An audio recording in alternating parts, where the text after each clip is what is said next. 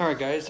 This is something that I didn't really think of until this moment, but I thought I'd share what I've learned about creatine. Okay, so I'm drinking it out of a mug, and there's a reason for that. So I don't know a ton about biochemistry and so on, but I know who to ask. Like I said before, I'm a nurse, and my old workout buddy used to be a doctor. Give a big shout out to Quinn. So anyway, a lot of what I learned comes from actual medical professionals. So you can you get all this different contradicting information on YouTube in terms of creatine, what it does, if it's good for you, how to take it, and so on. I'm going to tell you how I take it and what I've learned and why you'd want to take it.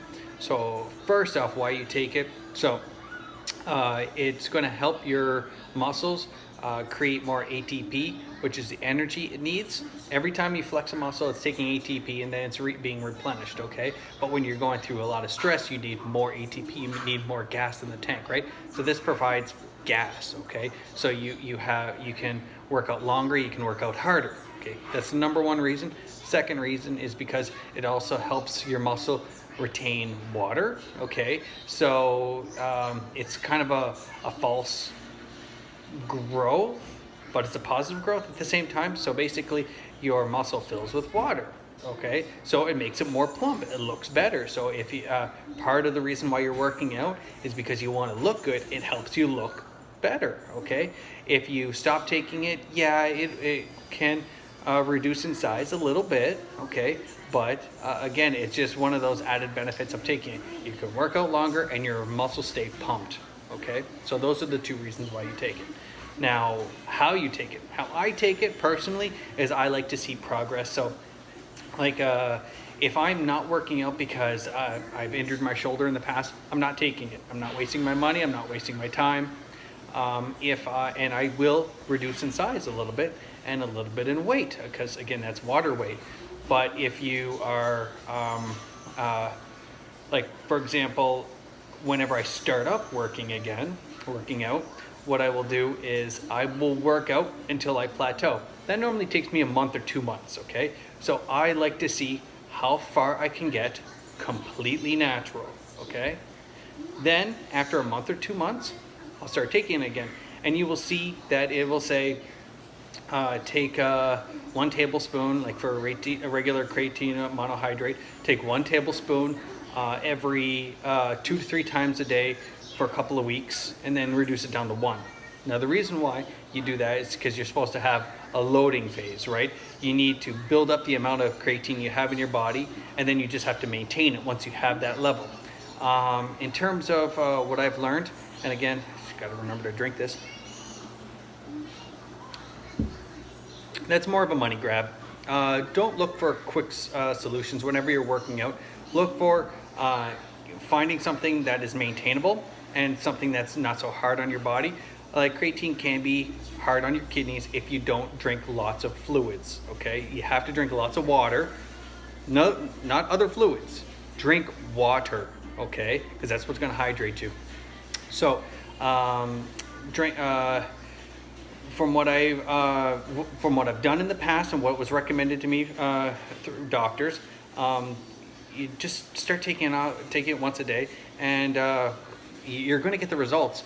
Maybe you won't get the results as quickly, but you'll get the same results over time. Okay, instead of like 3 weeks, it's going to be 4, but it's not going to be so hard on your kidneys. Okay, and you're not going to spend as much because you're not going to go through a bottle in 3 weeks, rather than go through a bottle in like a month and a half. Okay, so it's going to save you money, and it's also going to be better in terms of physiology of your kidney. Okay, so you're not going to damage it as much. Not that it's super hard on your kidney. The reason why you have people saying, oh, you had to cycle through it is because if you are say you're going into competitions, and you like, in order to get that really shredded look, you dehydrate yourself.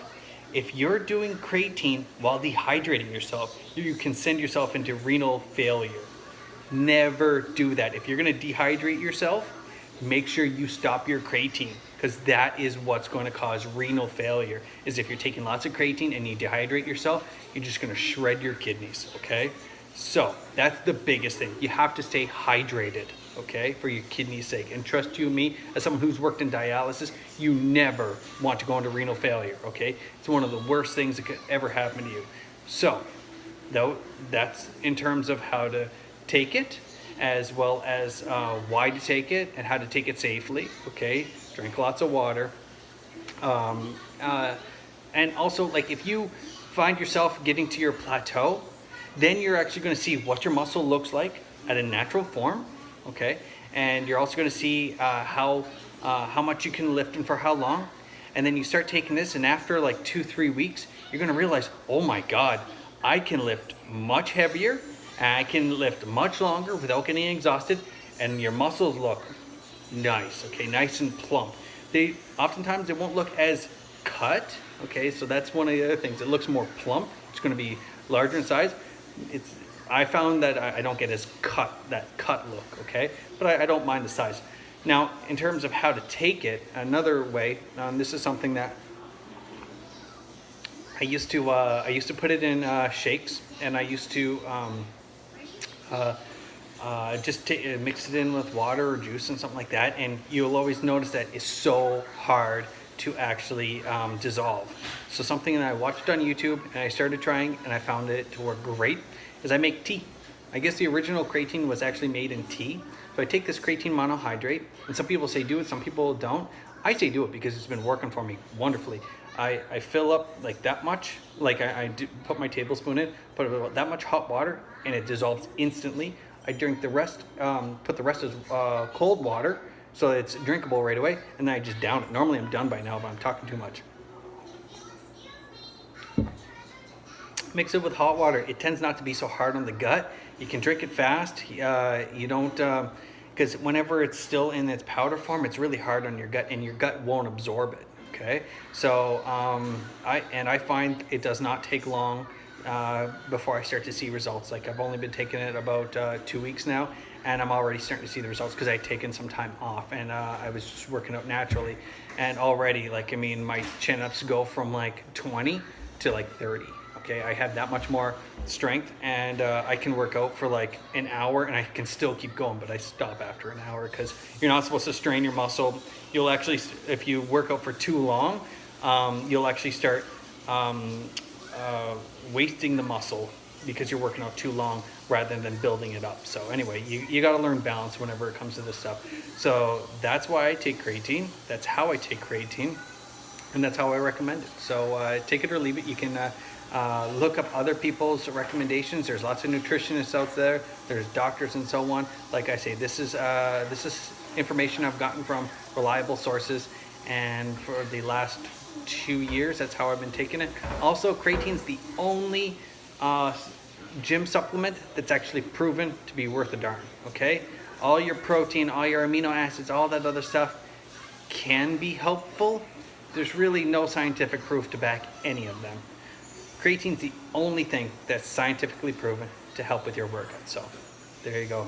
Everyone, good luck with that, and be in your workouts and your exercise regime. Like I say, if I can do it, anyone can.